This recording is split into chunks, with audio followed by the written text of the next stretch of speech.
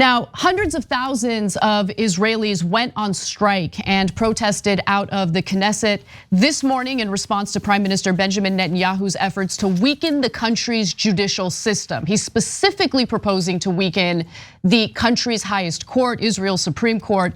In fact, protests have been taking place in Israel for the last 6 weeks. Now, Netanyahu's coalition advanced this legislation that would overhaul the country's top court and voted to send the first of 2 bills to parliament for a vote, even with opposition from President Joe Biden and the demonstrators in his own country. Now, Netanyahu, to give you some more details, has sought to fast track the legislation, which would weaken oversight of legislation by Israel's Supreme Court and give lawmakers the power to appoint judges, among other changes. Now, the way the system of government is set up in Israel does share parallels or similarities to what we have here in the United States. The courts or the judicial branch is supposed to serve as a check to parliament. But Benjamin Netanyahu, who by the way is facing his own serious corruption investigation, is looking to weaken the oversight power that the country's Supreme Court has. Netanyahu says the legislative changes are needed to curb Israel's overly activist judges, rein in alleged judicial corruption, and increase diversity on the bench. His opponents say they amount to an end to judicial checks and balances and a governmental takeover of the Supreme Court, which many Israelis consider the last bastion of the country's democracy.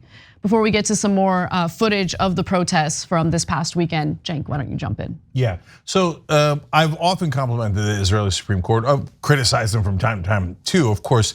Unfortunately, as with many parts of the Israeli government, they have their absurd rulings too against Palestinians oftentimes, but they do also often have fair rulings, and they are largely independent from parliament, and they do a way better job of checking corruption than our Supreme Court does. I mean, 1 billion times better.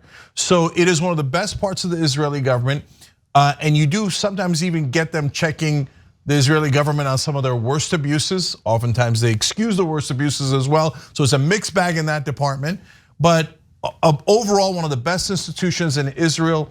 So now what you're seeing is secular citizens, and look at that, you see that? It's the same dynamic. There's all these people who think, oh, certain ethnic groups do this or certain religions do that. No, it's in every country, you have the right wing, which is usually filled with fundamentalist zealots, and you have secular people. Now, all the secular citizens that are showing up here in the protests, they're not all necessarily left-wingers as we would describe them or progressives. A lot of them are, by the way. So look at all those progressive Israeli citizens, right?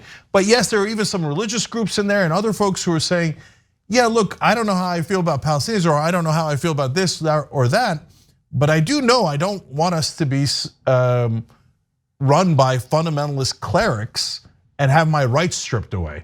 And a lot of people showed up in Handmaid's Tale outfits too, because the Supreme Court, if its power is taken away and its independence is taken away, could really harm secular rights inside Israel. Now, despite the large number of protesters that you can see in Tel Aviv, fact of the matter is polling indicates that a slight majority, in fact, favor weakening the Supreme Court. Now, this is one poll, so let me just give you that warning. But according to the Jewish People Policy Institute, which is a Jerusalem-based research group, roughly 44% of Israelis support the judicial overhaul and 41% oppose it.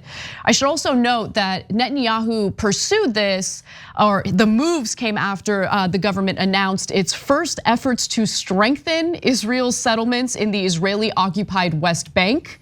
So that's, in my opinion, another motivation here, because as Cenk had mentioned, the country's Supreme Court was far more fair in terms of weighing in on matters related to the West Bank and Palestinians.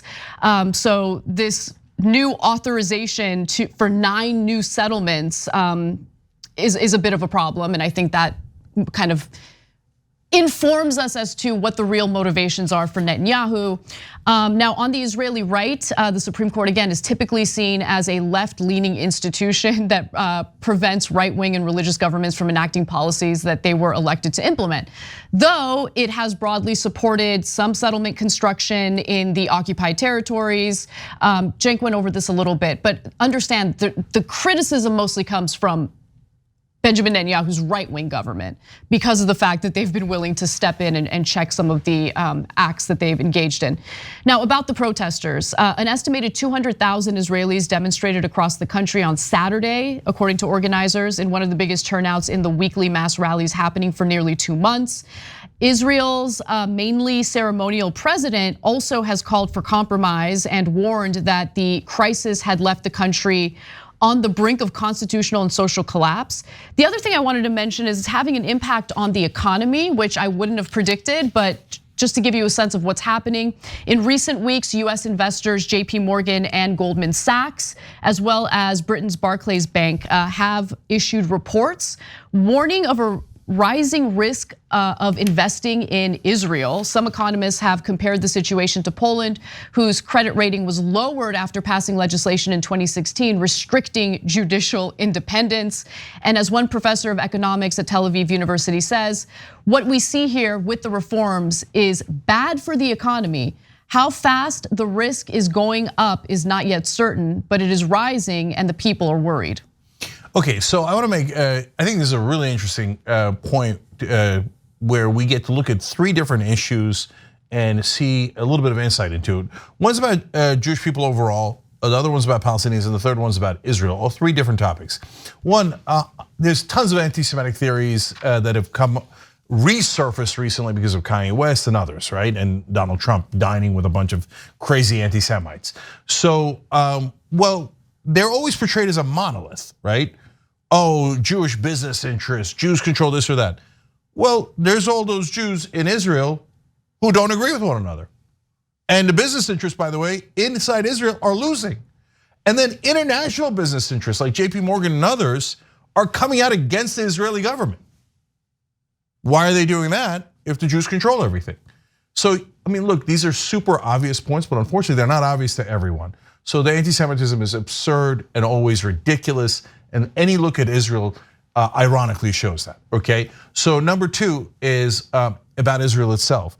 Look, Netanyahu, in terms of their internal politics, is doing what all of these corrupt right-wing leaders do. I'm not worried about the Supreme Court because they're pursuing corruption charges against me.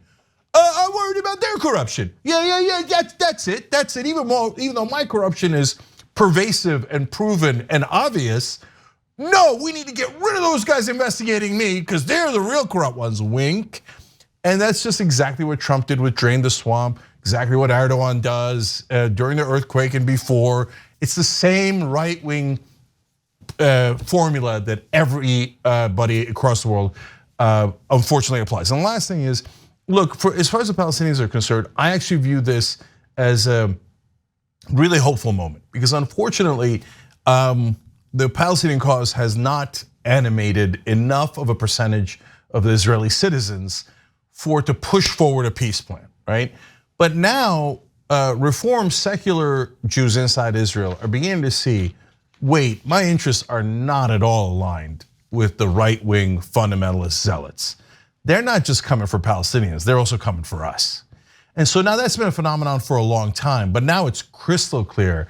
And now they're on the brink of realizing they're also going to lose a lot of rights here.